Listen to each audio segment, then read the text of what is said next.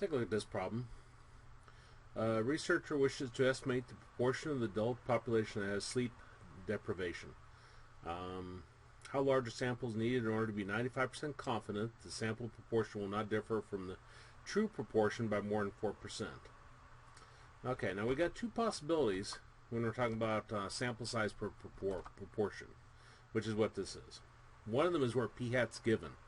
P hat would be the amount from a previous study. Nowhere does this say anything about an amount from a previous study.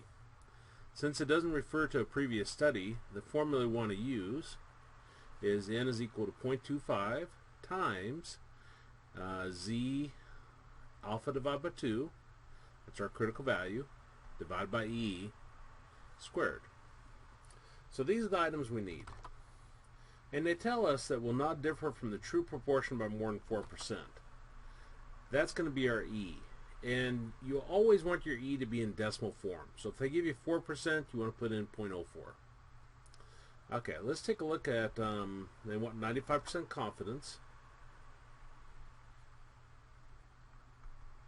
So let's look at how to find the critical z-score. If they tell us 95% confidence, we put 95% in the main body. And we want all of this to add up to 100%, so we're going to split the remaining 5% between the tails. So this will be 0.025, and this will be 0.025. Now this is the value we're trying to find,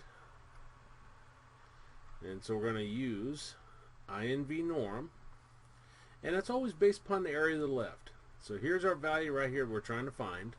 So the area to the left of it is the 0.025 and the 0.95, so you have to add those together, and that gives us 0.975. So let's go see what that gives us. Second vars, choose INV norm, and 0.975, and then press enter. And I'll take it 2 decimal places. So we get 1.96, and that's our critical z-score. Now if you take it to more decimal places, your answer would actually be more accurate. But to get it to match the online homework, take this to 2 decimal places always. So now plug in. Z was 1.96, E was 0.04, and then we'll square it. Okay, so I got 0.25, and then beginning parentheses, 1.96 divided by 0.04, close parentheses, squared, and then press enter.